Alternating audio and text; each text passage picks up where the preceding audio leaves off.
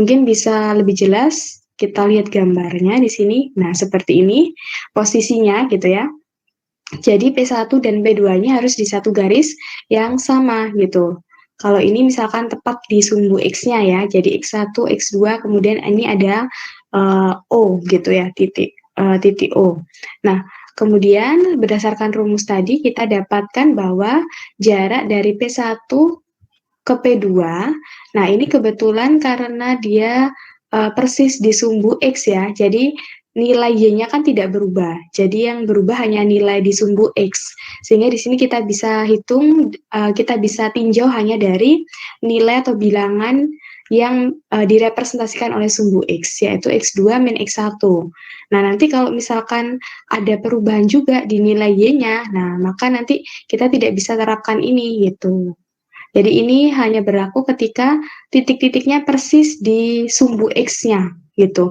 Kalau misalkan ini tadi, nah kita tidak bisa terapkan langsung X2 min X1. Sebab apa? Sebab di sini ada perubahan nilai Y-nya juga. Jadi nilai dari Y-nya juga berubah. Jadi kalau kita punya di sini misalkan P1-nya saya notasikan dengan X1, Y1. Kemudian di sini ada P2-nya X2, Y2.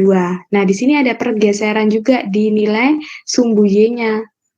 Nah, jadi X-nya di sini juga berubah. Kalau kita notasikan berarti ini X1, ini Y1 gitu ya. Kemudian kalau di sini berarti kita punya nilai ini X2,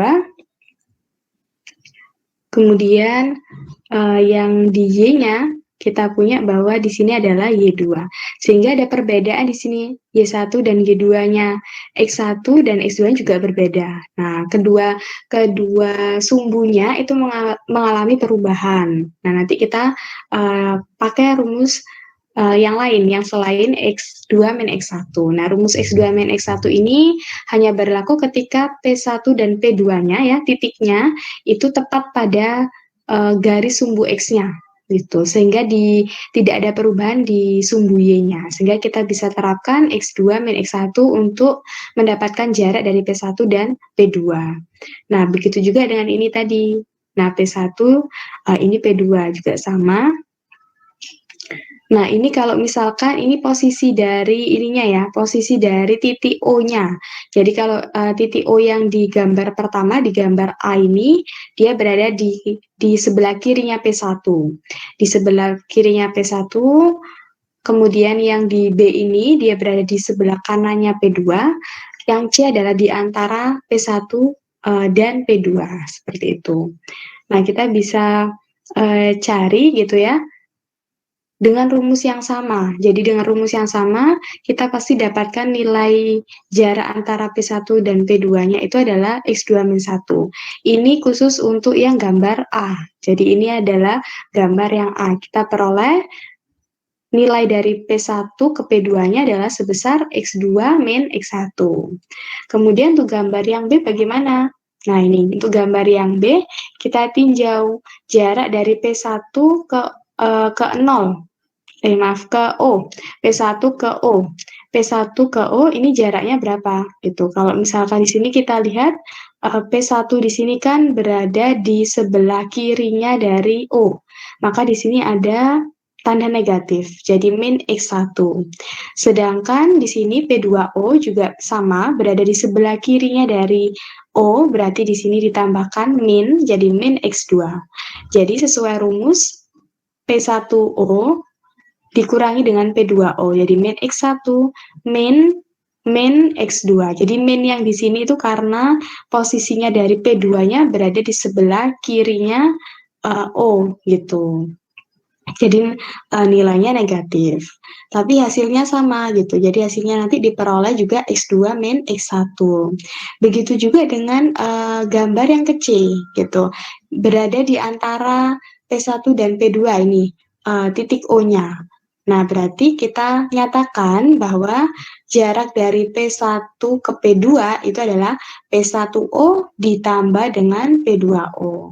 Kalau tadi kan P1O dikurangi dengan P2O ya. Jadi P1O ini yang jarak yang besar dikurangi jarak yang kecil ini. Nah, itu adalah kita dapatkan P1 ke P2.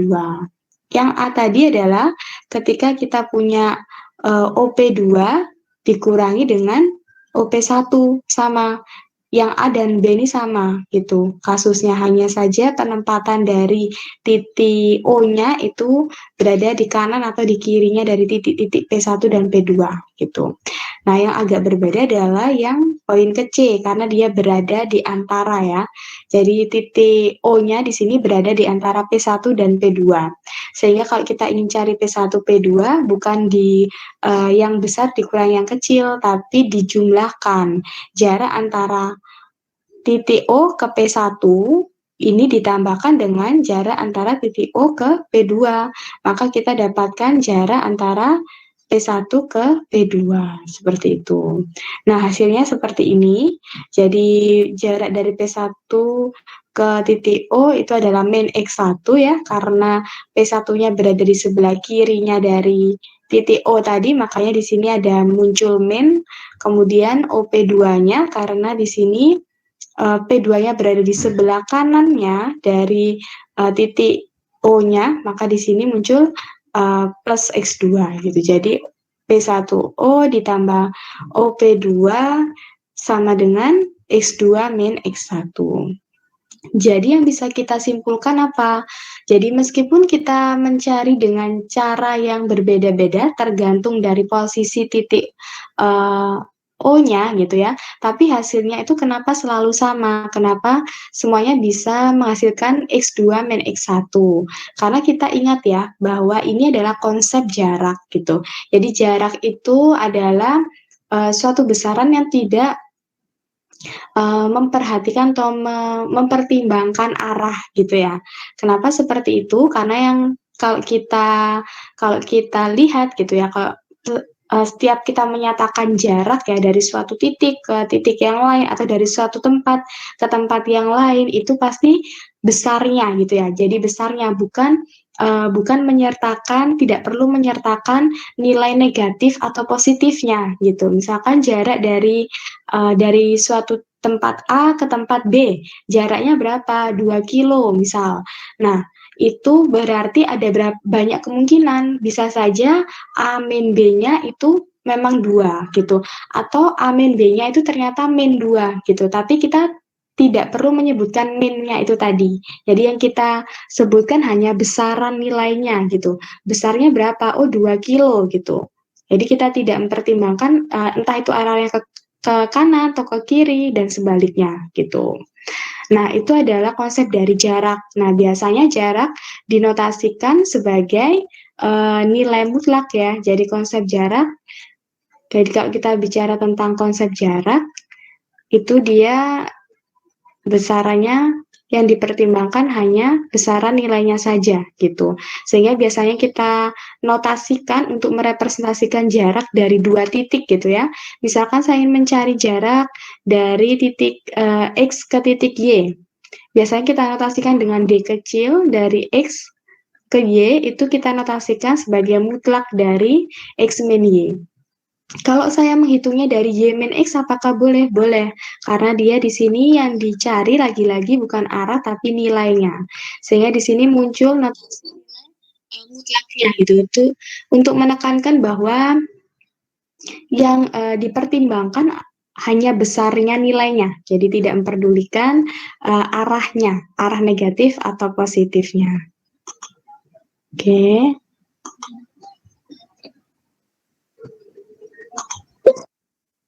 Oke, kemudian saya lanjutkan lagi di halaman selanjutnya. Oke, di sini ya, di baris selanjutnya. Kita lihat bahwa jarak antara P1 dan P2 itu sama dengan X2 min X1. Nah, untuk ketiga kasus, jadi apapun kondisi atau posisi dari titik O-nya tadi ya, mau dia di sebelah kiri atau kanan atau di antara P1 dan P2, maka nilai yang kita dapatkan itu selalu X2 min X1 tadi, gitu. Nah, ini ya, selalu X2 min X1. Nah, jika P2-nya berada di sebelah kiri dari P1, nah ini dibalik. Kalau tadi kan P2-nya dia selalu di sebelah kanan dari P1 ya. Jadi P2 selalu di sebelah kanan, P2 selalu di sebelah kanan, ini juga sebelah kanan. Maka kita peroleh X2 min X1. Kalau dibalik, kalau posisi dari P2-nya tuh di sebelah kiri dari P1, ini di sebelah kiri, ini juga sebelah kiri dari P1, maka kita peroleh bahwa jarak antara P1 dan P2 itu adalah sama dengan X1 min X2. Oke. Sebentar ya.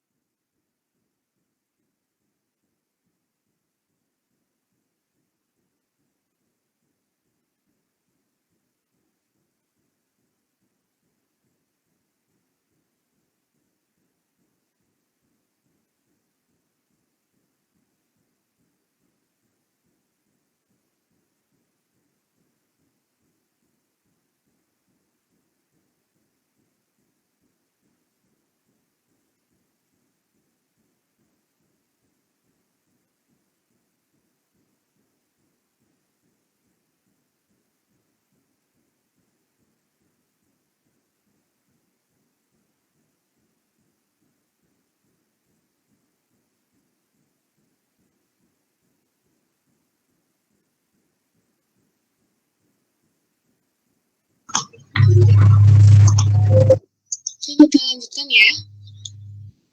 Oke, kita lanjutkan tadi sampai di sini. Jadi kalau posisi dari P2 ya. Posisi dari P2 berada di sebelah kirinya P1, maka hasilnya di sini juga akan berkebalikan. Jadi kalau di sini tadi kan di 3 kasus di gambar ABC ini, posisi P2-nya kan selalu berada di sebelah kanannya P1 ya. Apapun posisi dari titik O-nya gitu. Mau O-nya di sebelah kirinya P1 atau di antara P1 dan P2 atau di sebelah kanannya P2, itu nilai dari P1 dan P2-nya selalu seperti ini. Nah, bagaimana kalau dibalik gitu? Kalau P2-nya diletakkan di sebelah kirinya dari P1, maka jarak dari P1 ke P2 ya, itu juga berubah. Jadi yang awalnya X2 min X1 di sini X1 min X2 seperti itu. Itu berdasarkan perubahan posisi dari penempatan dari P1 dan P2-nya. Nah, kemudian di sini jarak P1 dan P2 dapat direpresentasikan sebagai suatu koordinat gitu ya, koordinat yang lebih besar gitu, yang dikurangi dengan yang lebih kecil. Jadi titik yang lebih besar itu dikurangi dengan titik yang lebih kecil. Jadi dalam hal ini seperti yang konsep jarak yang ini tadi, yang saya bilang tadi, yang dibutuhkan itu adalah besarnya selisihnya saja gitu. Jadi tidak mempertimbangkan arah gitu ya. Jadi yang besar kalau kita menghitung selisih ya, namanya selisih itu kan selalu yang besar dikurangi yang kecil gitu. Bagaimanapun posisinya dari titik yang lebih besar itu gitu. Mau di sebelah kanan atau kiri, intinya nilai yang lebih besar itu selalu dikurangi dengan nilai yang lebih kecil. Itu adalah konsep untuk mendapatkan selisih atau yang merepresentasikan suatu jarak gitu ya, jarak dari antara dua titik. Nah, sama dengan halnya ini, jadi meskipun dia nilainya, jadi intinya nanti meskipun dia X1 min X2, nanti nilainya harus positif gitu. Karena yang dilihat adalah selisihnya tadi, yang besar dikurangi yang kecil gitu. Nah, ini ya. Nah ini muncul nilai mutlak tadi, konsep jaraknya mulai muncul di sini. Jadi selisihnya, difference di sini maksudnya selisih ya. Selisihnya itu pastilah bernilai non negatif. Non negatif itu adalah lebih dari sama dengan 0 gitu. Jadi lebih dari sama dengan 0. Jadi kalau positif itu lebih dari 0, jadi bedanya bilangan positif sama non negatif ya. Kalau non negatif itu lebih besar sama dengan 0, jadi 0-nya masih masuk gitu ya. Kemudian kalau yang bilangan positif itu lebih dari 0. jadi nolnya tidak ikut. Itu suatu bilangan dikatakan bilangan positif jika nilainya lebih dari 0. Kalau lebih dari sama dengan 0, jadi bisa lebih dari 0 atau sama dengan 0, maka bilangan tersebut dikatakan bilangan non-negatif. Begitu juga dengan kita menyatakan jarak. Jarak itu masuk ke dalam kriteria bilangan yang non-negatif gitu. Jadi bisa kita bilang bahwa oh jaraknya dari titik A ke B hasilnya adalah 0 gitu. Maksudnya apa? Berarti tidak ada perubahan di situ. Jadi titik A dan B-nya itu tetap sama gitu di satu titik yang tetap atau yang titik yang sama gitu. Atau tidak mengalami perubahan atau perpindahan. Nah, seperti itu. Nah, itu yang dimaksud dengan kalau misalkan kita dapati jarak antara dua titiknya sama dengan 0 gitu. Secara garis besar, kita bisa nyatakan ini tadi ya, jarak antara P1 dengan P2 itu sama dengan mutlak X2 min X1. Nah, ini bersifat mutlak tadi, karena yang kita butuhkan untuk menyatakan suatu jarak itu cukup dengan besaran nilainya saja gitu ya. Jadi selisih dari nilai masing-masing titiknya. Misalkan di sini titik X1 dan X2 gitu. Jadi besarnya atau selisih dari X1 dan X2 itu berapa? Nah, itu. Itu adalah konsep jarak. Kemudian di sini kita lihat Oke, kita langsung masuk ke ini ya. Kita bicara tentang teorema Pythagoras. Di sini ada kita definisikan, misalkan kita punya 3 titik di sini ya, titik P1, P2, dan titik Q gitu. Nah, kemudian kita nyatakan jarak antara titik Q dengan titik P2 itu ada sebesar mutlak X2 min X1. Sedangkan jarak dari titik P1 ke titik Q yaitu sebesar mutlak Y2 min Y1. Nah, seperti ini. Jadi, kalau kita punya P1 koordinatnya berapa? Nilai titiknya yaitu X1, Y1. Kemudian Q-nya berarti X1, Y2. P2-nya berapa? X2, Y2. Jadi di sini P-nya kan kita notasikan X1, Y1 ya. Kemudian Q-nya di sini, kenapa di sini nilai X-nya sama-sama X1 gitu ya, ini X1 ya. Jadi kalau di sini kita baca, berarti kan koordinatnya sama ya. Jadi di sini X1. X1 ini miliknya P1 dan juga Q. Jadi di sini X1 juga. Yang berbeda di sini antara P dan P1 dengan Q adalah nilai dari Y-nya. Nah, Y-nya. Nah, kalau ini Y1 berarti di sini Y1. Kemudian ini Y2 di bawah gitu. Begitu juga dengan nilai P2 gitu. X2, Y2. X2-nya yang berbeda. Jadi di sumbu X-nya berbeda dengan Q-nya. Kalau di sini X1 berarti di sini X2. Sedangkan nilai dari Y-nya sama-sama Y2. Seperti itu. Nah, kita bisa notasikan jarak tadi ya. Jarak dari Q ke P2. Coba kita lihat jarak dari Q ke P2. Itu kita notasikan sebagai mutlak X2 min X1. Jadi kalau kita gambarkan mungkin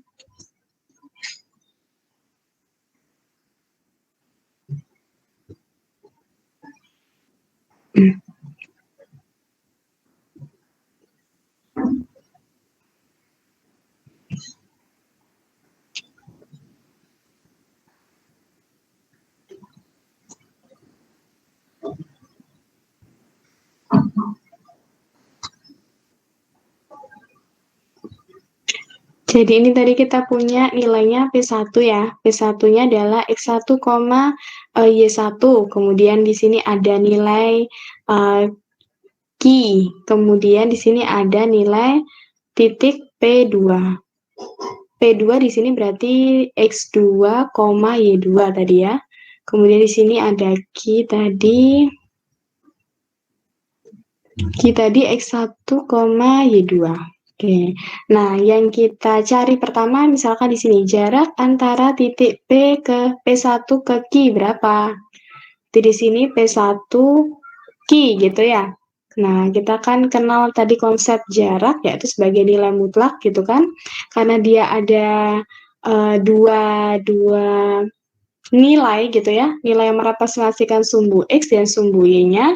Nah, bisa kita selidiki. Jadi kalau misalkan di sini kita tahu bahwa di sini kan sama-sama X1 ya, sebenarnya di sumbu X-nya dia tidak ada perubahan jarak, tidak ada selisih jaraknya gitu ya. Kemudian di sini ada Y1 dan Y2. Nah, berarti ini bisa kita nyatakan sebagai Y1 min Y2 atau sebaliknya ya. Boleh juga Y2 min Y1 dalam mutlak gitu. Begitu juga dengan yang ini Q ke P2. Nah, ini jaraknya berapa? Sama kalau kita ingin menyatakan jarak dari Q ke P2, berarti kita nyatakan dulu kalau di sumbu Y-nya kan tidak ada perubahan ya, berarti kita bisa hitung saja dari yang sumbu X-nya, berarti mutlak X1 min X2 atau kebalikannya gitu. Nah, seperti ini. Itu untuk jarak dari P1Q dan P2Q. Nah, coba kita lihat. Nah, seperti ini ya. Nah, kalau kita ingin mencari, yang dicari sekarang jarak dari mana? Dari P1 ke P2. Itu tadi kan kita hanya mencari jarak dari P1 ke Q, kemudian Q ke P2 ya, dengan menerapkan konsep yang sudah ada. Nah, ini ya. Tadi kan Q P2 adalah X2 min X1, sedangkan P1 Q adalah mutlak Y2 min Y1. Nah, sekarang bagaimana kalau misalkan kita ingin mencari jarak dari garis yang miring ini, gitu ya. Sisi miringnya ini, P1, P2-nya, jarak dari P1 ke P2 gitu. Di mana di sini ada perubahan baik di sumbu X-nya maupun di sumbu Y-nya, gitu ya. Jadi kita bisa lihat ada perubahan atau tidak gitu ya. Kalau misalkan digambar itu kan lebih jelas perubahannya di sumbu apa. Kalau misalkan kita tidak menggambar pun kita bisa mengidentifikasinya dari perubahan nilai di sini koordinatnya. Jadi yang sama gitu ya, titik nilai yang sama itu mencerminkan bahwa di sumbu tersebut itu tidak terjadi perubahan. Jadi cukup kita hitung perubahan yang di sumbu lain yang mengalami perbedaan itu tadi gitu.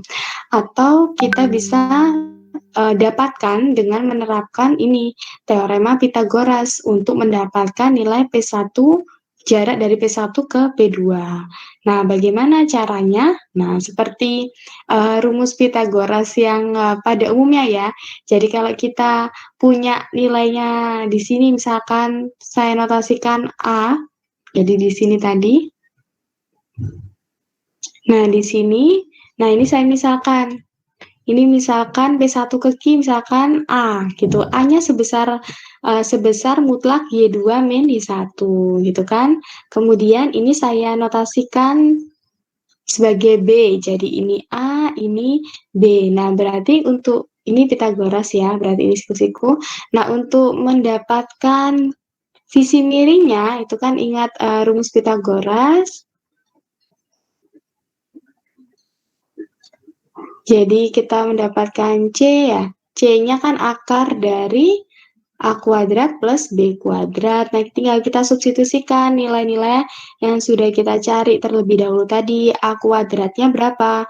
A kuadratnya misalkan di sini ada Y2 min Y1 atau ini terserah ya, boleh dibalik, boleh tidak. Boleh Y1 min Y2 atau Y2 min Y1 kuadrat ditambah misalkan di sini X2 min X1 kuadrat. Nah, misalkan seperti ini.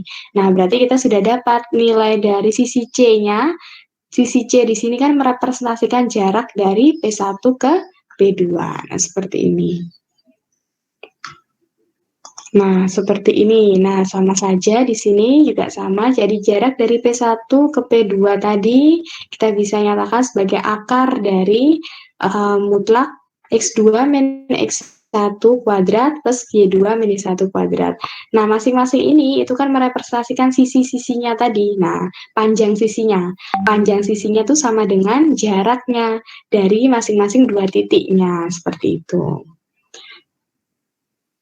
Kemudian ini karena kita tahu bahwa nilai dari mutlak X2 min X1 kuadrat itu kita bisa nyatakan seperti ini, jadi bisa dibalik tadi ya, jadi bisa X2 min X1 atau X1 min X2. Maka kita nyatakan nilai mutlak tersebut ya, kita notasikan atau representasikan dalam bentuk yang lain gitu ya, sehingga diperoleh akar dari X2 min X1 kuadrat plus Y2 min Y1 kuadrat gitu. Jadi karena mutlak tadi kan nilainya ada dua ya, ada dua kemungkinan, boleh dibalik tadi. Jadi sifat nilai mutlak, kalau teman-teman sudah masuk ke nilai mutlak ya, kalau di kalkulus 1 sudah masuk ke nilai mutlak, sifat nilai mutlak itu kan ada dua, jadi bisa bernilai negatif atau bernilai positif gitu. Nah, di sini kalau kita tuliskan mutlak X2 min X1 berarti bisa bernilai 2, bisa X2 min X1 atau X1 min X2, sehingga kita bisa pilih salah satunya. Nah, kita representasikan dalam bentuk X2 min X1 kuadrat plus Y2 min Y1 kuadrat. Ini adalah rumus Pitagoras ya yang biasanya kita gunakan. Nah, bentuk yang seperti ini diambil yang sisi positifnya gitu. Oke, kemudian dengan menerapkan rumus Pitagoras tersebut, kalau kita punya nilai P1 dan P2 tadi ya, ini mau kita tunjukkan apakah jaraknya gitu ya, jarak antara dua titik antara P1 dan P2-nya itu akar X2 min X1 kuadrat plus Y2 min Y1 kuadrat. Nah, coba kita sama-sama pelajari tentang bagaimana cara menunjukkannya gitu ya.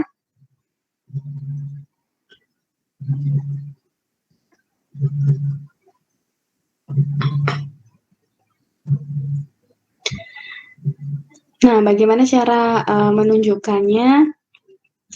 Nah, pertama kita asumsikan dulu, kita asumsikan bahwa P1 dan P2 ini merupakan bukan titik atau bukan titik yang sama gitu ya, jadi dua titik yang berbeda gitu. Jadi X1, Y1 dan X2, Y2 ini masing-masing itu dua titik yang berbeda. Jadi nilai X1 di sini tidak sama dengan X2, begitu juga nilai Y1 juga tidak sama dengan Y2, misalkan seperti itu. Nah, untuk contoh yang pertama, jika kita punya P1 dan P2-nya berada di satu garis horizontal yang sama gitu. Kalau horizontal itu berarti kita yang kita lihat itu sumbu X-nya. Jadi kalau horizontal adalah yang dilihat ada sumbu X-nya. Kemudian kalau yang vertikal ya, kita lihat dari sumbu Y-nya. Kalau misalkan P1 dan P2-nya berada di sumbu atau garis horizontal yang sama, maka itu berarti kita tahu bahwa Y1-nya itu sama dengan Y2. Gitu. Jadi kasusnya beda-beda ya. Jadi bisa kita tinjau dari posisinya atau kedudukan dari kedua titik ini di satu garis horizontal yang sama atau di satu garis vertikal yang sama. Kalau yang kasus pertama kita tinjau dulu di garis horizontal yang sama. Seperti yang pembahasan sebelumnya tadi, kalau posisinya itu hanya persis di sumbu X-nya, di garis horizontalnya, berarti kita tidak perlu mengecek perubahan di sumbu Y-nya, karena pasti nilai Y-nya sama. Nah, ini nilai Y yang sama itu direpresentasikan dengan Y1-nya itu sama dengan Y2 gitu, karena titik P1 dan P2-nya tepat pada garis horizontalnya, pada sumbu X-nya gitu ya. Nah, ketika Y1 sama dengan Y2, itu berarti nilai selisih dari Y1 dan Y2-nya kan 0 ya, karena sama persis gitu, sama. Berarti selisihnya 0. Sehingga kalau kita terapkan rumus Pitagoras yang di sini ya, nah Y2 min Y1-nya ini 0. Nah, berarti kita cukup menghitung yang X2 min X1 kuadratnya gitu.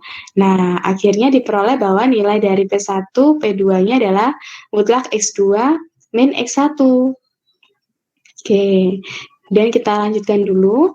Nah, notasikan bahwa ingat bahwa akar dari X2 min X1 kuadrat itu tidak selalu X2 min 1 gitu.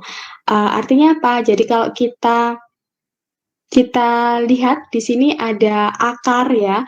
Akar itu kan juga kalau kita punya akar dari 4 gitu ya. Akar 4 berapa? Akar 4 itu tidak selalu 2 gitu. Akar 4 itu bisa jadi min 2 juga gitu. Karena min 2 kalau dikuadratkan juga 4. Sama halnya dengan ini. Akar dari X2 min X1 kuadrat itu tidak selalu X2 min X1.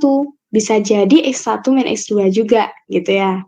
Nah, karena simbol akar itu mengindikasikan atau merepresentasikan suatu bilangan yang non-negatif gitu ya. Non-negatif itu artinya lebih besar sama dengan 0 tadi.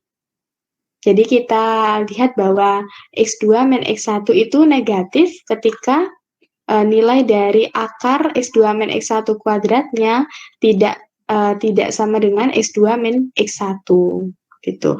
Jadi kalau di dalam akar juga bilangannya itu harus bilangan yang non negatif gitu. Jadi tidak boleh bilangan yang negatif. Kalau kita menjumpai bilangan negatif dan bilangan itu ada di dalam akar, maka kita bisa simpulkan bahwa bilangan tersebut bukan merupakan bilangan himpunan bilangan real, tapi imajiner gitu. Nah, kita pada perkuliahan terutama bidang geometri ini pastinya kita hanya memakai atau menggunakan bilangan-bilangan yang real gitu agar kita bisa menggambarkannya, mengilustrasikannya ya, mensketsakannya dalam bidang koordinat gitu. Sehingga yang diperlukan adalah bilangan yang real gitu, bukan imajiner. Sehingga nilai di dalam akar ini itu harus yang positif gitu, harus positif.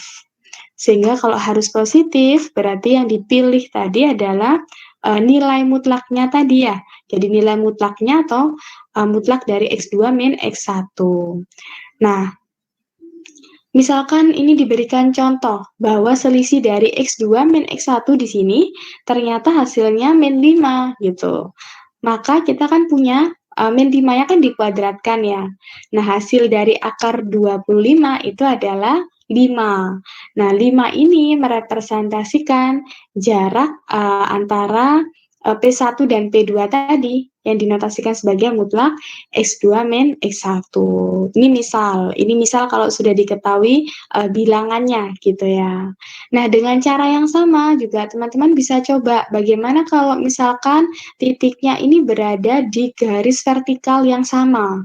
Berarti kalau di vertikal yang sama ya, berarti sumbu Y-nya yang mengalami perubahan. Berarti nilai dari X1 kalau di sini Y1 sama dengan Y2, berarti kalau vertikal berarti di sini X1 sama dengan X2. Atau kita peroleh X2 min X1-nya itu sama dengan 0 gitu. Berarti kalau X2 min X1-nya di sini sama dengan 0, berarti kita cukup menghitung nilai dari Y2 min Y1 kuadratnya dengan cara yang sama juga gitu.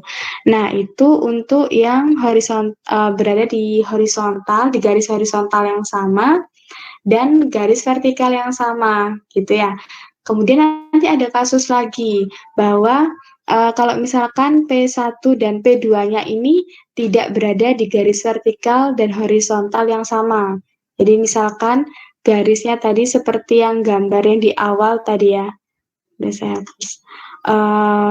Di gambar yang awal tadi, jadi tidak berada di sumbu X atau sumbu Y, jadi tidak tepat di sumbu X dan sumbu Y, berarti kan ada perubahan untuk kedua sumbunya. Nah, ini berarti harus diisikan, harus tetap dilibatkan karena ada perubahan di masing-masing sumbunya gitu. Seperti itu untuk teorema 1.1 ya, tentang jarak antara dua titik. Oke, ini kita lihat contoh-contohnya untuk lebih memberikan gambaran. P1-nya 1,4, P2-nya min 3,2. Kemudian kita ingin mencari jarak dari P1 ke P2 gitu ya. Berarti akar dari, nah ini ya, akar dari min 3, min 1, berarti ini kita misalkan, ini misalkan X1, Y1, ini kita misalkan X2, Y2, kemudian kita tinggal substitusi ke rumus yang teorema Pythagoras tadi ya, jadi yang merepresentasikan jarak antara dua titik, jadi min 3 dikurangi dengan 1 dikuadratkan, kemudian 2 dikurangi dengan 4 dikuadratkan, hasilnya kita jumlahkan gitu. Nah, ternyata diperoleh jarak dari P1 ke P2 adalah 2 akar 5. Nah, seperti ini. Kalau kita gambarkan ya, titik P1-nya dulu 1,4. Kemudian P2-nya min 3,2. Berarti jarak dari P1 ke P2 ini berapa? Sebesar 2 akar 5. Nah, ini cukup mudah ya. Karena ini sudah pernah sepertinya di bangku SMA. Jadi saya hanya mencoba untuk mereview dan menjelaskan asal-usulnya ya, rumus jarak antara dua titik seperti itu. Kemudian contoh 2 nih juga sama, contoh 2 itu dibalik ya, kalau tadi sudah diketahui titik-titiknya, kita disuruh mencari jarak antara dua titik. Kalau contoh 2 ini kita melengkapi salah satu titiknya. Di sini titik P1 ya. P1 ini koordinatnya masih belum lengkap karena kita tidak tahu nilai dari X-nya ini berapa. Nah, ini yang mau kita cari. Tapi sudah diketahui jarak dari titik P1 ke P2 itu sebesar 5 akar 2. Nah, tinggal kita substitusi lagi ke rumus jarak antara dua titik tadi ya, yang akar X2 min X1 kuadrat plus Y2 min 1 kuadrat. Nah, disubstitusi sehingga kita dapatkan nilai dari X-nya itu sebesar min 3 atau 7 gitu. Jadi ada dua kemungkinan gitu. Apakah boleh ada dua kemungkinan gitu ya? Boleh gitu. Jadi ada dua kemungkinan boleh karena P1 dan P2 itu kan sifatnya titik ya gitu. Jadi sifatnya adalah suatu titik. Jadi kalau misalkan titiknya itu dihubungkan dengan P2, P1-nya dihubungkan dengan P2, akan membentuk suatu garis gitu. Dan jarak dari garis P1 dan P2 gitu harus bernilai 5 akar 2. Jadi mau kita ambil yang min 3 di sini X-nya atau kita pilih yang 7 di sini jadi 7,0 dan min 3,0 ya, hasilnya ada 2, itu boleh karena tidak mengubah nilai dari besarnya jarak antara titik P1 dan P2 tadi gitu ya. Karena sifatnya tadi kan jarak ya, berarti tidak memperdulikan arah ya. Sehingga di sini ketika kita mau ambil yang nilainya X-nya di sini negatif atau positif itu tidak masalah. Asalkan jarak antara P1 dan P2-nya itu tetap bernilai 5 akar 2 gitu. Mungkin di sini nanti teman-teman harus diingat-ingat lagi ya bagaimana cara mendapatkan faktornya gini ya. Ini kan penyederhanaannya dengan cara memfaktorkan gitu kan. Jadi memfaktorkan. Jadi kalau kita punya persamaan kuadrat yang seperti ini dari baris 2 ke 3, caranya kan kedua ruasnya dikuadratkan ya. Kalau kedua ruasnya dikuadratkan, berarti yang kiri jadi X kuadrat min 4X plus 29. Sedangkan yang kanan, ini kalau dikuadratkan jadinya 50. Kemudian di ruas kanan itu harus bernilai 0, karena kita ingin mendapatkan penyelesaian dari X-nya ini kan. Caranya harus disamadengankan 0 untuk mendapatkan bentuk faktornya gitu. Jadi jangan lupa ini harus sama dengan 0 dulu yang ruas kanan. Kemudian difaktorkan. Caranya memfaktorkan kalau masih sederhana seperti ini, berarti kita lihat bagian tengah dari persamaan kuadratnya. Dalam hal ini adalah min 4, kemudian di bagian akhirnya itu min 21. Jadi kita harus mencari dua bilangan gitu ya, dua bilangan yang kalau dikalikan itu hasilnya min 21, kalau kita jumlahkan gitu ya, hasilnya adalah min 4 gitu. Nah, bilangannya yang memenuhi adalah 3 dan min 7. Jadi 3 dikali min 7 hasilnya min 21. Kemudian 3 ditambah min 7 hasilnya adalah min 4 gitu. Sederhananya seperti itu, konsep pemfaktoran yang sederhana. Atau teman-teman bisa juga pakai rumus yang ABC ya. Jadi kalau misalkan kita punya, kalau persamaan kuadrat itu kan berarti ada dua faktor. Ini kan misalkan X1, ini X2 gitu ya.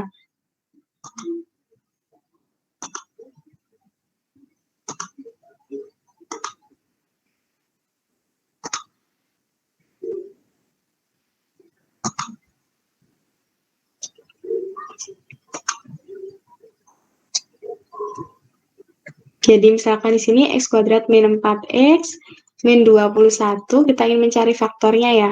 Bisa pakai rumus yang X1 penjumlahan dari dua faktornya itu sama dengan min B per A.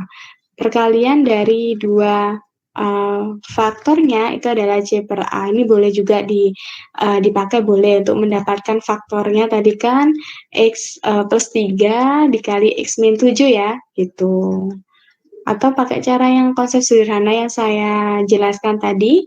Jadi cari dua bilangan yang ketika dia dikalikan, dia merepresentasikan nilai yang bagian akhir, nilai konstantanya, konstanta dari persamaan kuadratnya kalau dikalikan, kalau dua faktor tersebut dikalikan. Kemudian kalau dua faktor itu dijumlahkan, berarti dia harus menghasilkan yang koefisien dari variabel X-nya gitu. Nah, ketemunya adalah 3 dan min 7, karena kalau kita dapatkan 3 ditambah dengan min 7 itu kan hasilnya min 4, sedangkan 3 dikali 7 adalah 21, memenuhi. Sehingga faktornya adalah X plus 3 dikali X min 7 gitu. Nah, itu adalah cara pemfaktoran yang secara sederhana ya gitu. Atau teman-teman boleh juga pakai cara kalau misalnya tidak bisa difaktorkan seperti apa untuk mendapatkan X-nya, bisa juga kan pakai rumus yang min B plus minus akar B kuadrat min 4AC per 2A gitu ya. Dimana berarti ini A-nya sama dengan 1 kalau soalnya seperti ini ya. Berarti B-nya berapa? B-nya min 4. C-nya berapa? C-nya min 21. Kemudian tinggal disubstitusikan ke rumus ini. Boleh, nanti hasilnya juga sama. Hasilnya nanti pasti nilainya 3 dan min 7 gitu. Oke, seperti itu untuk review pemfaktorannya. Silakan dipelajari lagi untuk cara-cara memfaktorkannya ya, gitu. Karena sebenarnya inti dari mata kuliah ini kan bukan di pemfaktorannya gitu ya, tapi di bagaimana caranya kita mengilustrasikan dalam bentuk gambar gitu. Nah, tapi kalau kita tidak berhasil mendapatkan titiknya, nah bagaimana kita bisa menggambarkannya? Nah, itu kan. Jadi harus paham dulu cara memfaktorkan sehingga kita dapat ini melengkapi titiknya tadi. Ketika sudah bisa menemukan titiknya, maka akan mudah untuk digambarkan di bidang koordinat, seperti itu. Oke, kemudian di contoh berikutnya, kalau kita punya 3 titik ya, kalau tadi kan kita punya 2 titik gitu ya, kalau 3 titik pun juga sama, jadi meskipun 3 titik sebenarnya caranya juga sama. Jadi kalau di Pitagoras yang tadi, nah ini kan juga sebenarnya 3 titik gitu ya, 3 titik caranya sama. Jadi caranya tetap yang dihitung adalah jarak antara masing-masing 2 titik. Jadi jarak antara P1 dengan Q berapa, jarak antara Q dengan P2 berapa, jarak antara P1 dengan P2 berapa gitu. Jadi kita harus menyelidikinya dari masing-masing 2 titik yang berbeda gitu. Jadi tidak bisa sekaligus jarak antara 3 titik gitu ya, itu tidak bisa. Karena kita dapatkan tadi rumus umumnya gitu ya, adalah untuk mencari jarak antara 2 titik gitu, jarak antara 2 titik. Sehingga kita gunakan harus menghitung sebanyak 3 kali gitu, karena di sini kan ada 3 titik, berarti ada kemungkinan di sini jarak dari titik A ke B, jarak dari titik B ke C, dan jarak dari titik A ke C. Nah, berarti kita punya 3 hasil yang merepresentasikan jarak gitu ya. Nah, dengan menerapkan rumus umumnya tadi, rumus Pitagoras, kita dapatkan ini adalah panjang dari masing-masing sisinya ya. Jadi sisi AB, sisi BC, dan sisi AC. Nah, kemudian kalau kita lihat di sini dari nilainya gitu ya, nilai dari panjang AC 3/17 itu kan kita bisa nyatakan sebagai hasil penjumlahan dari panjang AB ditambah dengan panjang BC. Panjang AB-nya kan akar 17. Akar 17 itu kan maksudnya 1 kali akar 17 ya. Jadi di depannya ini 1 gitu. 1 akar 17 ditambah dengan 2 akar 17 sama dengan 3 akar 17. Sehingga kita bisa notasikan bahwa panjang AC itu sama dengan panjang AB ditambah dengan panjang BC. Itu. Kemudian kalau kita gambarkan seperti apa, gitu ya. Kita plot dulu titik-titiknya di sini. Jadi A-nya 1,7, B-nya 0,3, C-nya adalah min 2, min 5. Kita plot titik-titiknya ya. Ini ada A, ini ada B, ini ada C gitu. Nah, kita tadi sudah bisa menyatakan bahwa besarnya dari A ke C, jadi panjang dari A ke C, itu adalah panjang dari AB ditambah dengan panjang dari BC. Nah, ini sesuai dengan gambar. Jadi kalau kita lihat gambarnya, kita mau cari AC yang paling besar ini, nah kita bisa cari dengan menjumlahkan panjang BC ini ya, ditambah dengan panjang AB, seperti itu. Nah, kalau yang poin B, kalau kita lihat yang ini yang poin A ya, untuk yang gambar A, kemudian ini untuk yang poin B itu kalau kita dapati nilai dari panjang AC-nya itu kurang dari panjang AB ditambah dengan panjang BC. Jadi panjang AC-nya itu kurang dari panjang AB, jadi AB ditambah dengan panjang BC. Nah, ini untuk kasus yang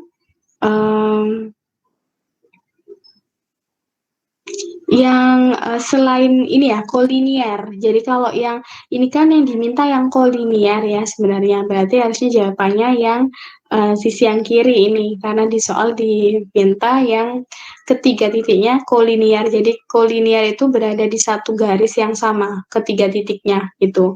Sedangkan yang di poin B kita lihat bahwa titik A, B, dan C itu tidak berada di satu garis yang sama. Jadi tidak kolinier gitu ya.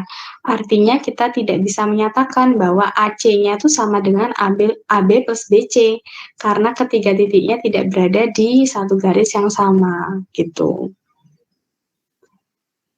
Oke, kita lanjutkan. Ini contoh-contohnya ya, nanti bisa dipelajari sendiri. Nah, mungkin ini saya lanjutkan ke sini. Ini kita belajar tentang jajar genjang ya. Jadi hukum jajar genjang untuk menyatakan jarak antara dua titik gitu ya.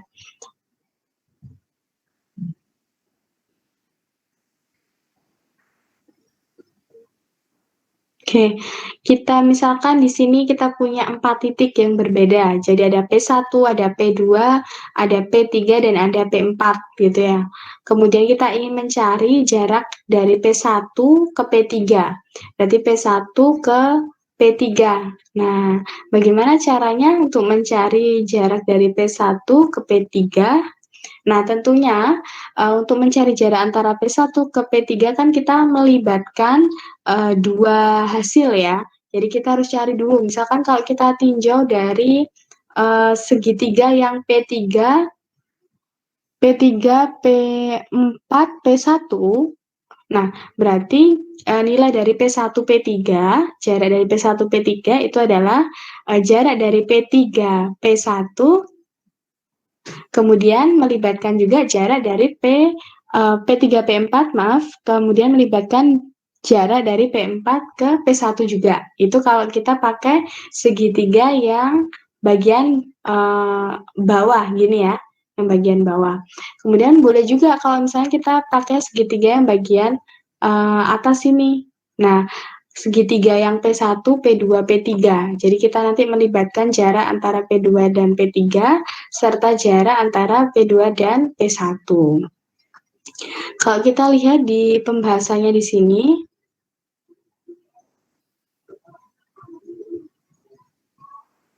oke, berarti ini dicari dulu ya semuanya kemungkinannya gitu ya.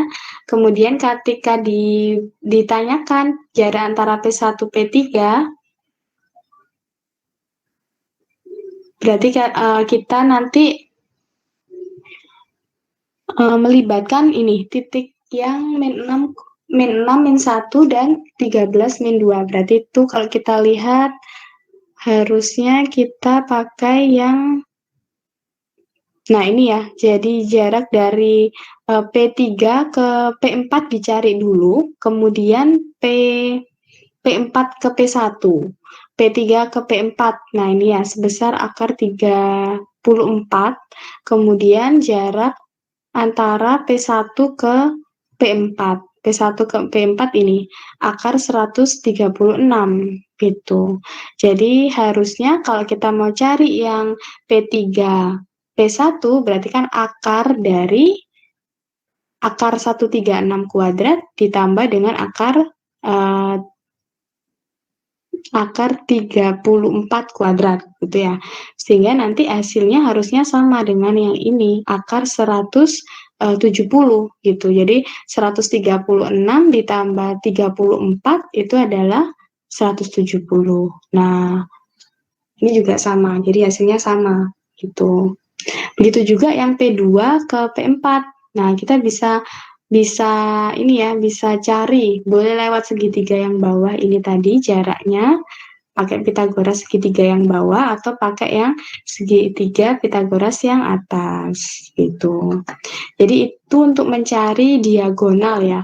Jadi P2, P4 sama P1, P3 itu sebenarnya kan diagonal dari bangun jajar genjang ini. Ini kan bangunnya jajar genjang gitu.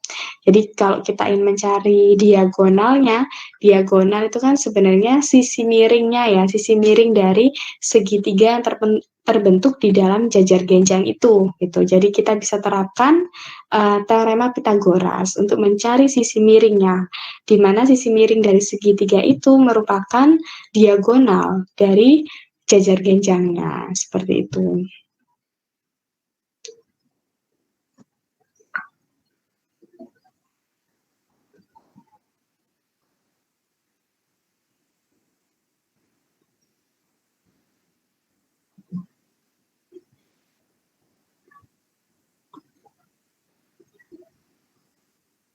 Oke, ini juga sama.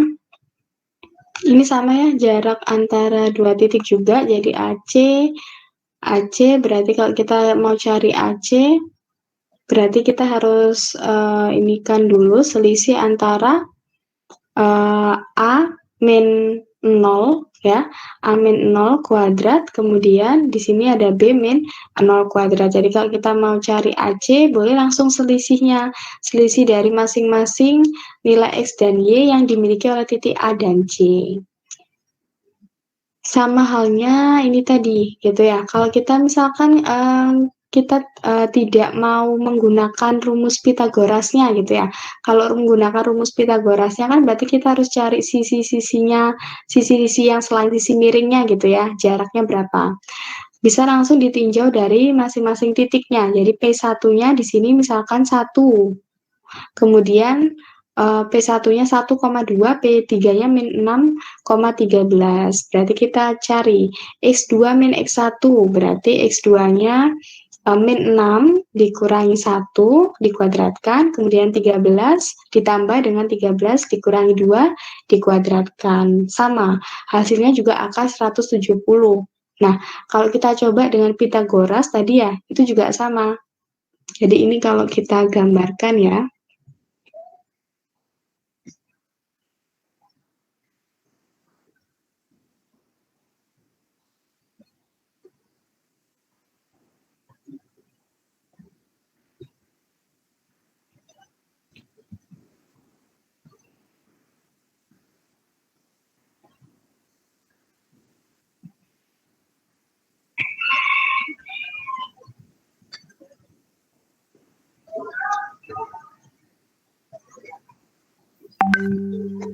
Nah, kalau misalkan kita gambarkan, misalkan ini kan tadi P3 ya. P3 punya koordinat min 6,13. Kemudian di sini ada P4. P4-nya itu adalah min 9,8. Kemudian di sini ada P1. P1-nya adalah 1,2. Kemudian di sini ada P2 ya, P2-nya adalah 4,7. Nah, kita mau cari jarak misalkan dari P1 ke P3. Nah, oke, sebentar.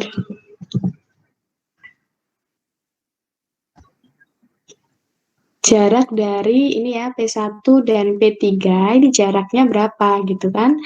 Jaraknya berapa? Boleh kita langsung pakai rumus yang X2 min X1 tadi ya, X2 min X1 kuadrat ditambah Y2 min Y1 kuadrat, boleh. Jadi kita misalkan yang ini berarti jadi X1, Y1, kemudian yang ini jadi X2, Y2, berarti langsung disubstitusi.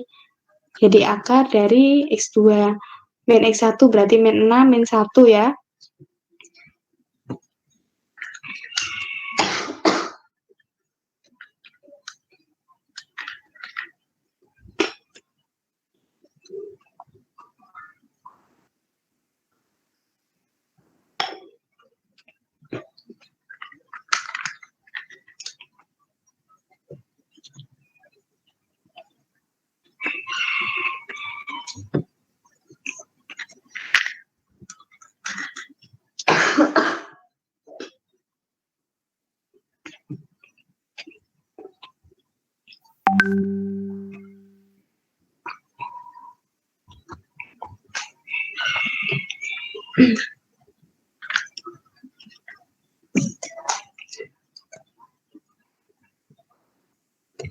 Kemudian ini Y2 min Y1-nya berarti Y2-nya adalah 13, Y1-nya tadi 2, ini ya.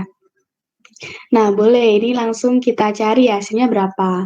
Nah, kalau kita mau terapkan teorema Pitagorasnya juga boleh gitu. Karena dia jajar genjang, berarti kan sudut-sudutnya di jajar genjang, ini kan 90 ya. Ini kan, nah 90 siku-siku semua gitu ya. Jadi kita boleh terapkan yang Pitagoras. Nah, kita lihat kalau kita ingin cari P3, P1, nah ini kan ada dua segitiga sebenarnya. Segitiga yang pertama itu yang mana? Nah, segitiga yang pertama adalah yang ini tadi. Segitiga pertama. Nah, ini adalah segitiga pertama, yaitu segitiga P1, P3, P4. Jadi segitiga P1, P3, dan P4. Kemudian boleh juga kalau kita mau cari pakai yang segitiga yang sebelah sini. Boleh. Ini berarti segitiga P1, P3, dan P2. Nah, kemudian kalau kita menerapkan rumus Pitagorasnya ditinjau dari segitiganya, salah satu segitiganya, kita terapkan rumus yang ABC tadi ya, berarti yang C kuadrat sama dengan akar A kuadrat plus B kuadrat, di mana A-nya itu misalkan kita notasikan sebagai sisi dari sini, dari segitiga ini, atau P1, P4 ya berarti.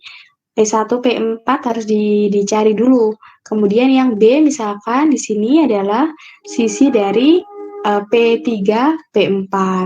Nah, kita harus dapatkan dulu jarak dari P1, P4 dan jarak dari P3 ke P4 gitu. Dengan cara yang sama ya, dengan rumus jarak antara dua titik tadi, kita kan dapat memperoleh rumus hasil dari P1, P4 dan P3, P4. Kemudian hasilnya disubstitusi ke sini gitu. Maka itu adalah nilai dari ini C ya, nilai dari C-nya gitu. C-nya tadi merepresentasikan diagonalnya yaitu P1, P3. Boleh, jadi boleh pakai cara yang segitiga, jadi masing-masing sisinya tapi dicari dulu, atau langsung saja pakai cara yang ini ya, pakai cara yang ini dengan meninjau langsung titik pada P1 dan P3 dengan meninjau nilai XY-nya di P1 dan P3. Dan hasilnya sama tadi ya. Hasilnya adalah akar dari 170. Nah, seperti itu caranya kita untuk menyelesaikan mendapatkan jarak 2 titik ya. Kalau kita punya suatu bangun datar gitu misalkan. Ini juga sama, ini ada segi 4 ya, rectangle. Nah, ini nanti bisa dicoba sendiri untuk latihan soal-soalnya. Oke, mungkin saya singgung langsung ke subtopik berikutnya. Di sini ada rumus ya, rumus tentang jarak. Tadi masih berhubungan tentang jarak, tapi di sini kalau kita melibatkan R, notasinya di sini adalah R. Jadi seperti misalkan gini, jarak dari PQ itu adalah, atau misalkan di sini ada AP dan B ya, AP dan B gitu. Misalkan jarak dari AB ya, jarak dari AB itu misalkan nilainya harus berapa kalinya jarak dari A ke P gitu. Nah, di sini dinotasikan dengan R-nya gitu. R-nya di sini sifatnya sebagai pengali tadi. Jadi berapa kali gitu. Berapa kali dari jarak awalnya, misalkan seperti itu. Nah, kita notasikan misalkan kita punya titik A yaitu X1, Y1, kemudian titik B-nya adalah X2, Y2. Kemudian kita punya titik yang lain yaitu X, Y. Nah, titik P-nya ini nanti adalah titik yang mau kita selidiki gitu ya. Nah, kita bisa nyatakan bahwa R-nya itu adalah jarak dari AP, dari titik A ke P, dibagi dengan jarak dari titik A ke B. Jadi, misalkan di sini P-nya adalah sepertiga dari jarak AB. Jadi P-nya adalah sepertiganya AB. Nah, ketika R-nya itu adalah sepertiga,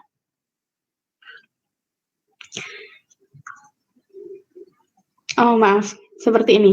Jadi ketika kita dapatkan P-nya itu nilainya adalah sepertiganya AB ketika kapan gitu ya? Ketika R-nya itu di sini nilainya sepertiga. R sendiri rumusnya adalah AP dibagi AB gitu. Nah, P-nya di sini bernilai 4/5 dari AB. Jadi P-nya bernilai 4/5 dari jarak A ke B, ketika R-nya di sini nilainya adalah 4/5. Jadi R itu adalah pembagian antara AP dibagi dengan AB. Jadi jarak awalnya itu adalah sebesar AB. Nah, AP itu apa? AP itu adalah jarak bagian, jadi jarak lain dari AB. Jadi berapa kalinya dari AB? Oh, ternyata AP sepertiganya dari AB, misalkan seperti itu. Atau 4/5-nya dari AB. Jadi dia merupakan bagian dari jarak aslinya. Jadi jarak aslinya adalah yang AB. Itu yang berperan sebagai penyebutnya. Nah, kalau kita gambarkan, misalkan kita ilustrasikan di gambar gitu ya, kita dapatkan nilai AB itu tadi kan jarak mula-mulanya gitu ya, kemudian kita ingin mencari AP-nya gitu, AP-nya ini berapa kali AB gitu. Nah, AP ini adalah kita bisa nyatakan besarnya AP itu lewat AB seperti itu, berapa kalinya AB gitu. Nah, dengan rumus yang R tadi. Nah, di sini kita terapkan. Berarti kalau kita ingin mencari R-nya, yaitu jarak dari AP sendiri dibagi dengan jarak dari AB. Tadi kita sudah tahu caranya untuk mendapatkan jarak dari AP ya.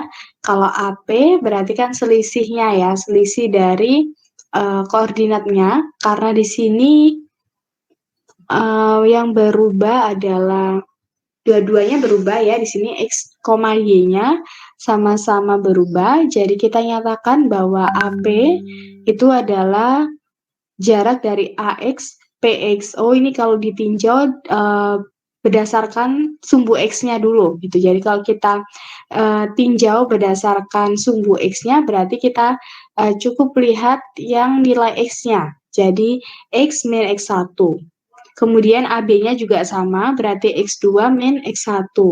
Sehingga kita peroleh penyelesaian bahwa X-nya itu adalah X1 ditambah dengan R dikali X2 min X1. Ini disederhanakan. Jadi R-nya tadi kan sama dengan X min X1 per X2 min X1. Nah, berarti kita dapatkan nilai X min X1. Ini mungkin sebelum jadi seperti ini.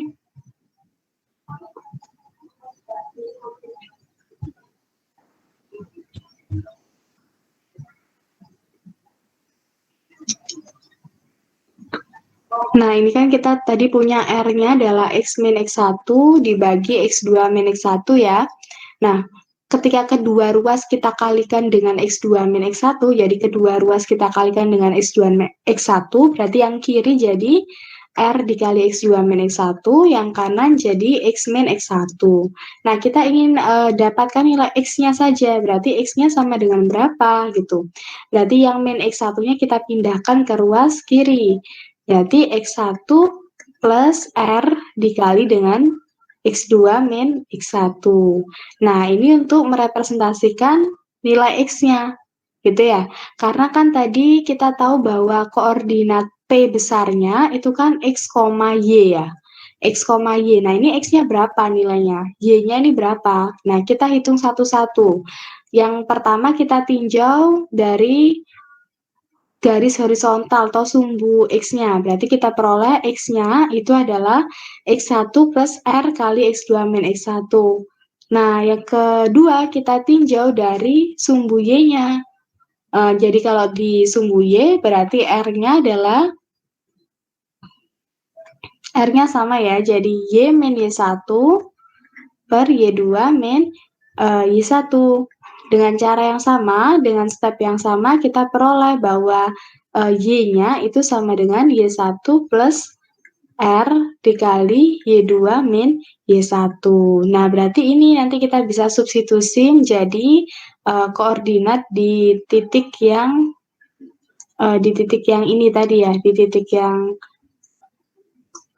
Y. Yang Y ini. Nah, kita bisa substitusikan di sini. Nah, berarti kita sudah dapat koordinat X, Y-nya itu berapa. Nah, itu adalah nilai atau besarnya titik P-nya, gitu. Jadi, X dan Y-nya yang di sini, di koordinatnya milik titik P, itu dia bergantung, selalu bergantung dengan titik AB, gitu. Titik AB tadi kan seperti yang kita ketahui, berarti ada melibatkan yang X1, gitu ya. Ada X2, kemudian ada Y1, ada Y2. Nah, itu adalah miliknya titik A ke titik B, titik AB gitu ya. Seperti itu, titik A dan titik B. Jadi bergantung pada panjangnya dari AB.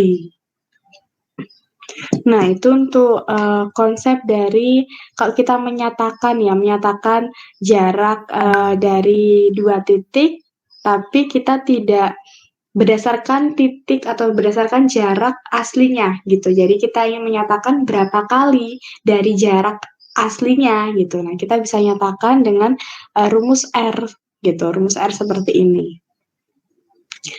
Kemudian ini juga sama. Nih, tadi kita ketemu X-nya seperti ini ya, dan Y-nya juga seperti ini. Nah, ini. R yang dimaksud itu yang mana? Kalau kita lihat ya, berarti R kali X2 min X1. Berarti R kali X2 min X1 itu yang ini. Yang selisih di sumbu X-nya gitu. Sedangkan nanti kalau kita punya R dikali Y2 min Y1, maka kita tinjau di sisi dari Y-nya gitu.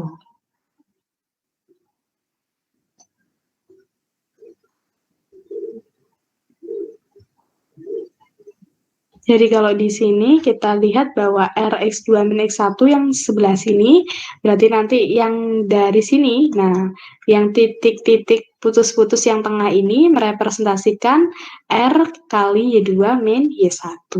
seperti itu.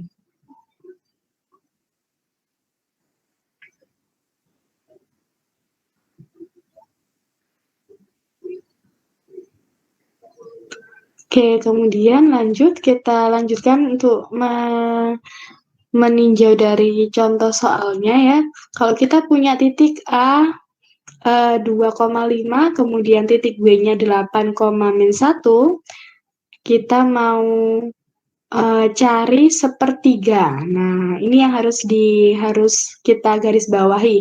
R-nya ini mau ditentukan yang berapa kalinya gitu dari jarak AB-nya. Kalau di sini disuruhnya sepertiga, tentukan titik sepertiga dari jarak A ke B-nya gitu. Jadi R-nya nanti adalah sepertiga gitu. Jadi sepertiganya dari AB. Jadi kita bisa substitusikan langsung ke rumus yang diperoleh, yaitu X-nya tadi kan sama dengan X1 plus R kali X2 min X1. Nah, kita misalkan ini X1, Y1, yang B-nya di sini X2, Y2. Kemudian R-nya itu tadi kan kita mau menyelidiki yang ini ya, sepertiga. Gitu, sepertiganya dari panjang AB. Berarti di sini sepertiga. Berarti R-nya nanti disubstitusikan sepertiga. Tinggal kita substitusi dan ketemu nilai X dan Y-nya. X-nya 4 dan Y-nya adalah 3. Nah, maka titik yang dicari, kalau tadi kita notasikan sebagai titik P isinya adalah X, Y, itu nilainya adalah titik P ini, nilainya adalah 4,3. Jadi titiknya berada tepat di antara ya, tepat di antara A dan B gitu. Di mana jarak dari titik P-nya sebesar sepertiga dari jarak keseluruhannya, yaitu jarak AB-nya gitu. Jadi sepertiganya dari jarak AB. Itu adalah koordinat untuk menentukan koordinat dari titik P. Jadi untuk mendapatkan titik P-nya tuh di posisinya di mana gitu. Di X, Y mana. Ternyata ketemunya di X-nya 4, Y-nya 3. Berarti kalau digambarkan, berarti dia di antara sini. Berarti kalau kita lihat ya, gambarnya dengan R-nya ini sudah sesuai, karena R-nya kan tadi yang diminta sepertiganya. Kalau kita perhatikan jarak dari AP, ini kan sebenarnya juga sepertiga dari keseluruhan AB-nya, gitu ya. Ini sepertiga, ini 2/3, ini 3/3. Berarti AP ini benar bahwa nilainya itu kalau kita tempatkan P di sini, P yaitu 4,3 di sini itu tepat karena dia merepresentasikan sepertiganya tadi, sepertiga dari jarak keseluruhan AB-nya tadi, gitu. Jadi seperti itu untuk contohnya ya, contoh-contoh. Kemudian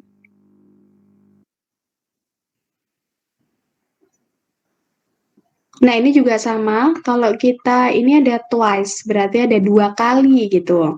Kalau tadi kan sepertiga dari nilai atau panjang AB. Panjang AB itu panjang aslinya gitu, sepertiga dari panjang aslinya. Nah, kalau kita ingin selidiki koordinat dari titik P, di mana di sini diberi keterangan bahwa nilainya gitu ya, di sini AP-nya ini harus 2 kali dari AB. Nah, berarti kan P-nya nanti posisinya tidak mungkin berada di antara A dan B, karena dia 2 kali, gitu. Beda dengan tadi, kalau tadi kan dia berada di antara A dan B karena nilai AP-nya sepertiga tadi ya, sepertiganya, berarti masih di dalam AB.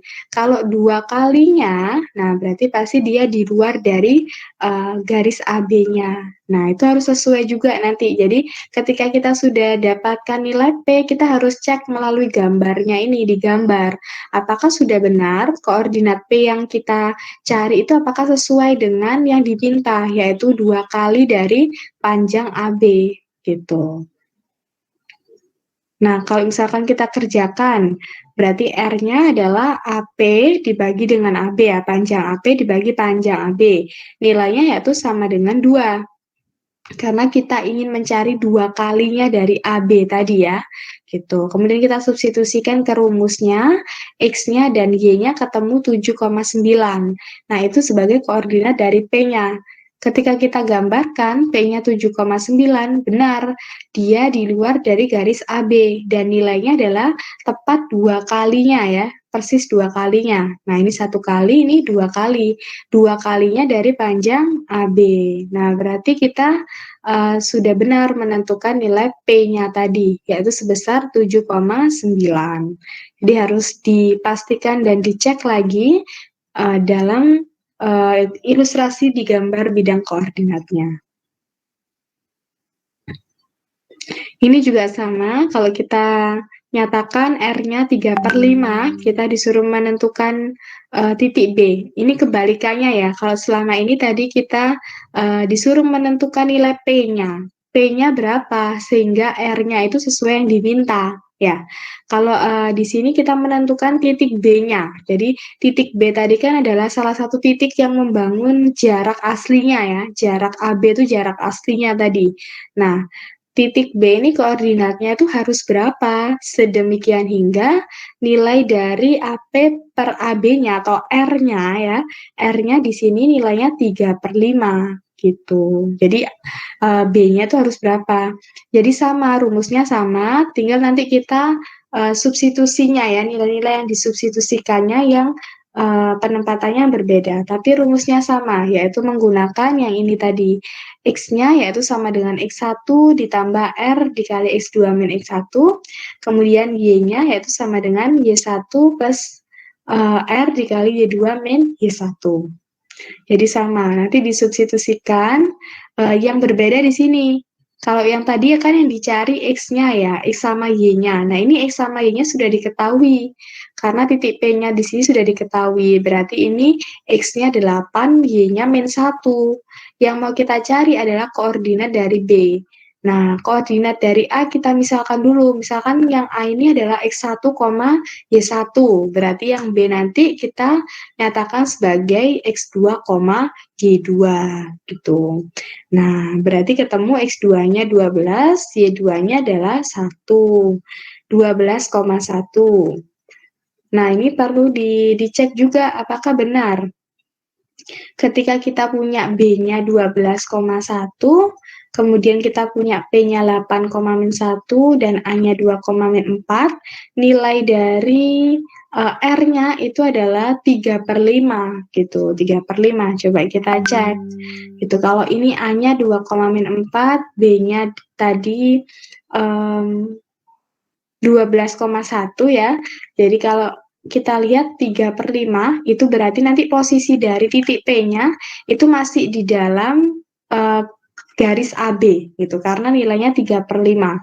Jadi kalau nilainya itu masih kurang dari sama dengan 1 ya, itu maka titik P-nya itu pasti di dalam atau berada di antara garis AB-nya gitu. Beda dengan kalau yang lebih dari 1 tadi ya, seperti 2 kalinya. Nah, itu pasti nilai P-nya di luar dari garis AB-nya.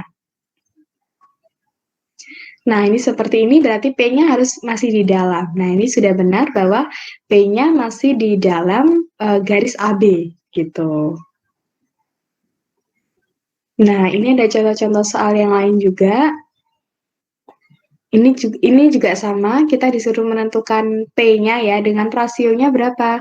R-nya, rasionya itu adalah 3 kalinya. Nah, berarti nanti nilai P-nya itu pasti di luar ini ya, di luar garis ini, PB gitu.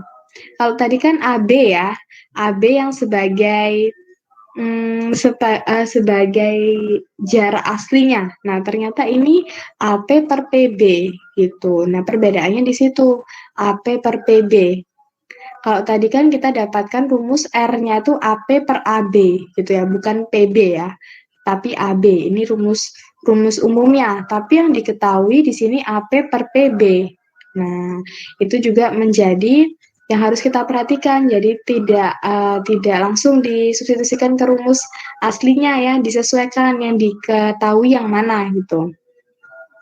Nah, caranya bagaimana? Caranya kita asumsikan bahwa nilai dari AP-nya itu 3 gitu ya, dan PB-nya itu 1. Ini sama dengan kita belajar seperti ini. Nah, kalau kita misalkan punya AP per PB ya, per PB itu kan sama dengan 3. Jadi kita misalkan 3 di sini kita nyatakan sebagai 3/1. Nah, 3/1 itu kan sama dengan 3 juga ya. Jadi 3-nya miliknya AP, kemudian satunya miliknya PB. Jadi AP-nya 3, kemudian PB-nya itu sama dengan 1. Nah, kita misalkan tuh kita asumsikan seperti ini dulu, gitu ya. Nah, kemudian kita dapatkan bahwa AB itu adalah AP ditambah PB. Jadi AB itu sama dengan AP ditambah PB, berarti nilainya adalah 3 ditambah 1 gitu. Tadi kan AP-nya kita misalkan 3, PB-nya itu kita misalkan 1, berarti AB-nya adalah sama dengan 4 gitu. Itu adalah nilai dari AB. AB itu kan jarak aslinya, berarti jarak yang lebih besar ya, karena dia berada keseluruhan dari penjumlahan AP dan PB gitu. Jadi pasti dia nilainya adalah jumlahan dari AP dan PB.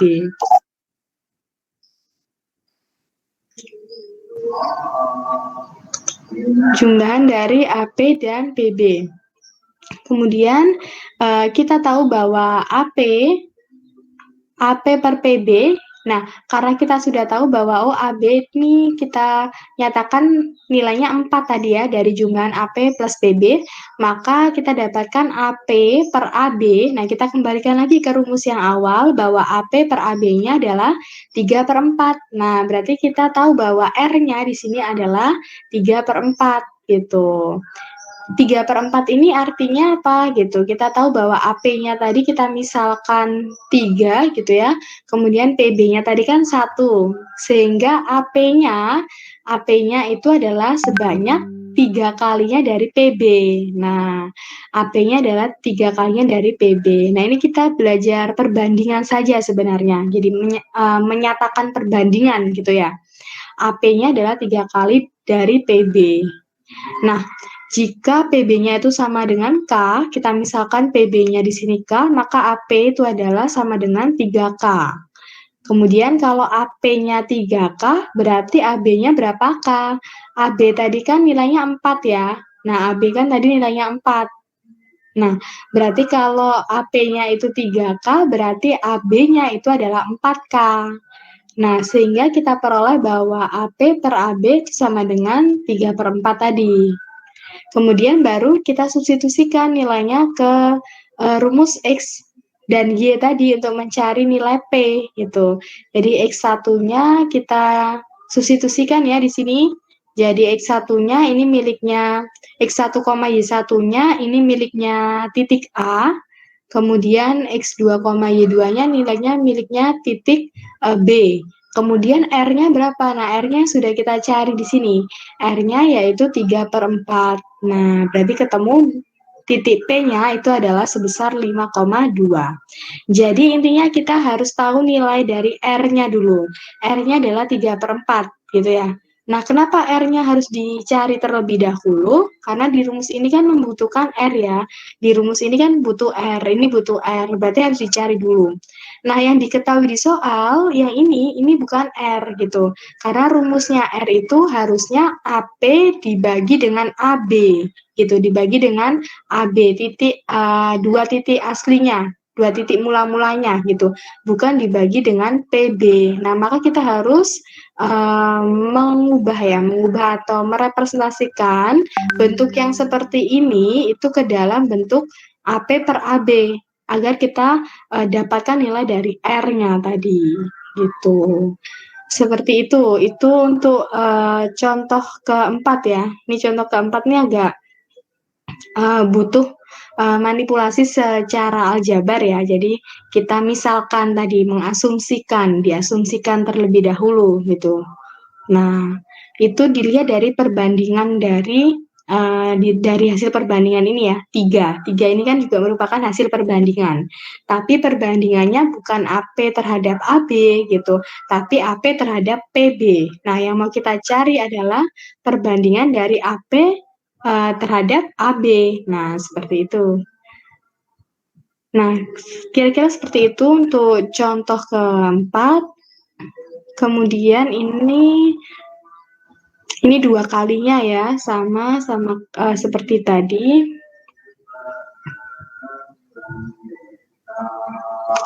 Tentukan nilai P, ini juga sama seperti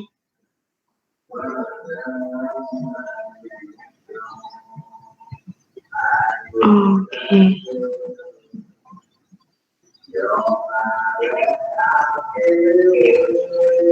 Oke, kalau ini tadi bedanya, kalau tadi kan 2 kalinya dari A ke B ya, kalau ini dibalik, 2 kalinya dari B ke A. Berarti gambarnya harusnya di sebelah kirinya A gitu, karena di sini yang dicari adalah B ke A. Kalau yang di contoh sebelumnya, contoh berapa? Contoh 3 kalau nggak salah ya.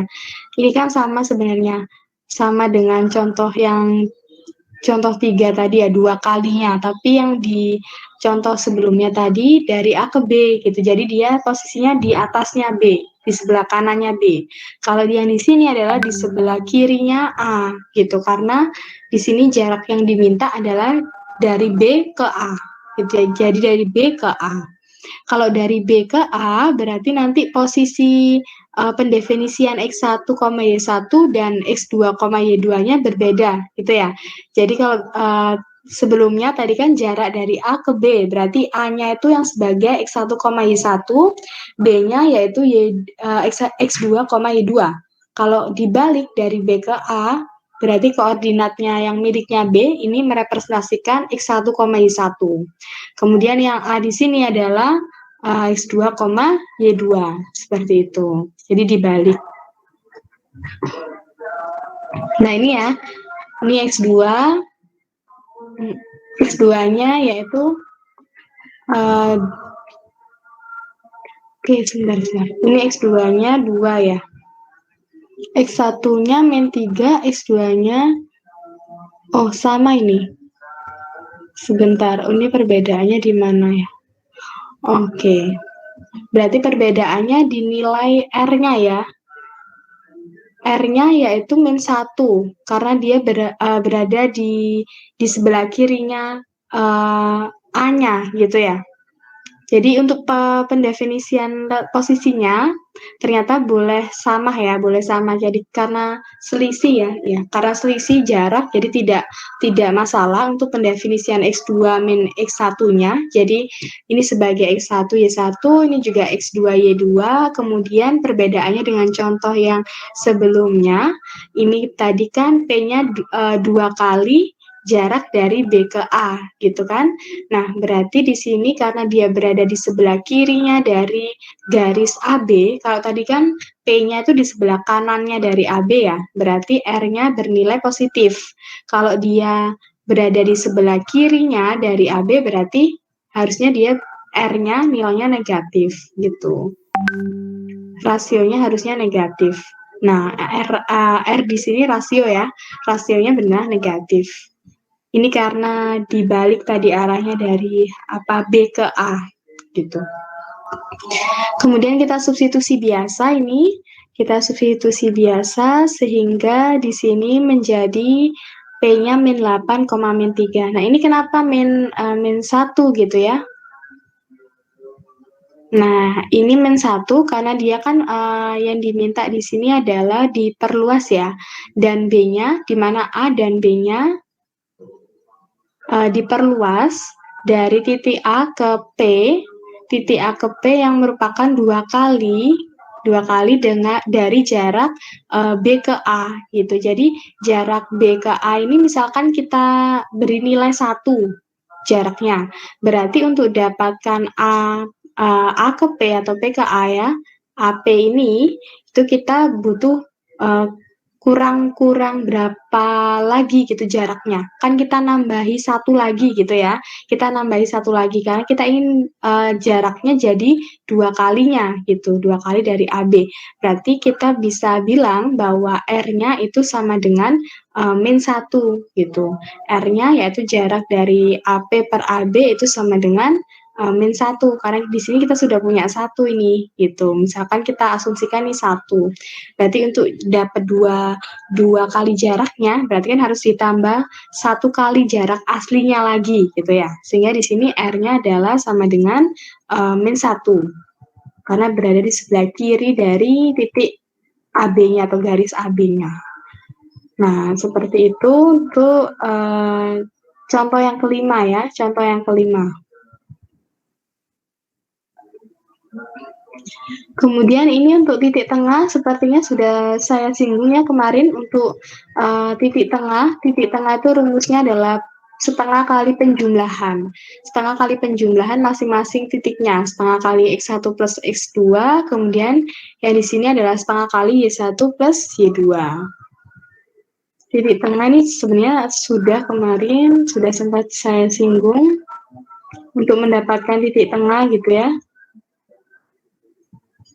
Midpoint, ini rasanya sudah. Oke, ini nanti kita masuk ke pertemuan selanjutnya.